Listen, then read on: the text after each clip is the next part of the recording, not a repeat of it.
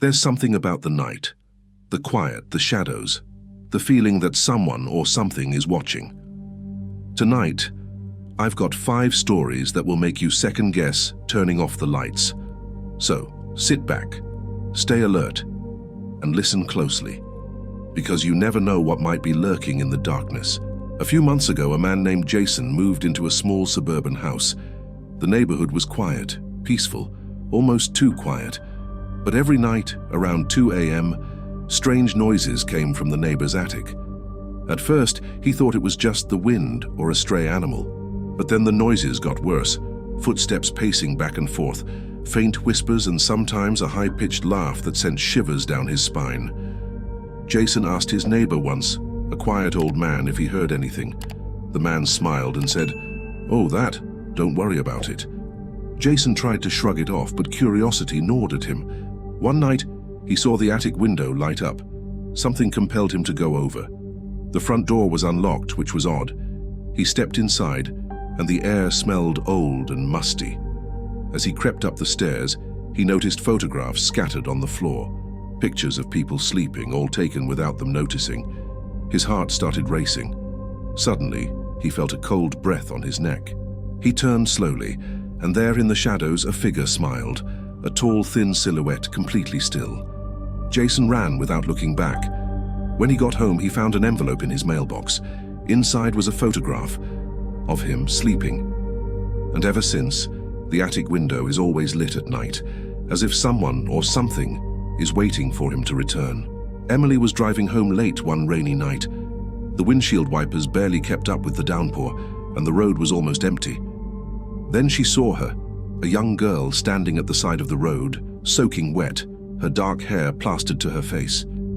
Emily pulled over and offered a ride. The girl climbed in silently, her eyes distant, staring out the window. They drove in complete silence for a while, until the girl whispered an address. Emily tried to make conversation, but the girl didn't respond. When they reached the house, the seat was empty. Emily's heart skipped a beat. She ran to the door and knocked. The elderly woman who answered shook her head slowly. "That girl, she died on that road 20 years ago." Emily froze, her mind racing. She remembered the girl's dress, wet, torn at the hem, exactly like the old newspaper clipping she'd seen years before. Now, whenever it rains heavily, Emily swears she can see her in the rearview mirror, sitting silently, as if waiting for someone to pick her up again. Michael had just moved into a new apartment downtown. Everything was perfect, until he started noticing his reflection in the living room window. At first, it seemed normal, but gradually, he realized something was off. The reflection didn't always move exactly like him. Sometimes it lingered after he moved, staring at him with a faint smile. One night, while brushing his teeth, he glanced at the window, and the reflection grinned, showing teeth that weren't his. Michael's heart thumped. He turned the lights on, flipped the mirror over, but the feeling of being watched never went away. The next morning, he found a note taped inside the window frame. "You looked at me first." Over the following nights, Michael started noticing small changes. Objects slightly moved, shadows flickering when no one was there, and whispers that came from nowhere. He tried to leave the apartment, but every time he stepped outside, he felt the same cold stare from the window. And sometimes, passing by the building, he sees someone who shouldn't exist, standing in his old apartment window, smiling at the street below. A group of friends decided to go camping deep in the forest, far from any trails or cabins. The first evening was fun, laughing around the fire, sharing ghost stories. But as night fell, the forest seemed to change. The air grew heavy, the sounds of wildlife disappeared, and an uneasy silence replaced it. Around midnight, they started hearing footsteps circling their tent. At first, they thought it was an animal, but the steps were too deliberate, too slow. The friends shined flashlights into the darkness, but there was nothing, until one of them caught a glimpse of him. A man, impossibly tall, standing perfectly still between the trees. His eyes were hollow, dark pits reflecting the flashlight beam. The friends froze. He didn't move, didn't blink. Then, he was gone. Panicking, they packed and ran to their car. But when they reached it, the ground was littered with footprints, large, human-like, but far bigger than any of them.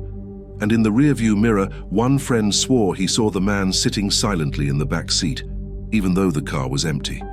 They left the forest without a word, each haunted by the feeling of being watched. And sometimes years later, they still dream of that man standing silently just at the edge of the trees. It started with a voicemail. "I'm outside your window." Sarah laughed at first, thinking it was a prank, but the calls kept coming every night, always the same voice, always the same message. One night, she stayed up, determined to catch the caller. She sat by her window, watching the empty street. Hours passed. At 3:33 a.m., her phone rang. Trembling, she answered and heard herself screaming. Her own voice distorted, echoing, pleading. The next morning, her phone was shattered on the floor. There was a single message typed in all caps: "I can see you." Sarah moved away the very next day. But sometimes she hears strange tones on new phones or sees flashes of movement outside her window. And she knows that whatever was watching her hasn't forgotten. If you liked these stories, remember, the darkness isn't empty. Sometimes it's closer than you think. Sleep tight, if you can.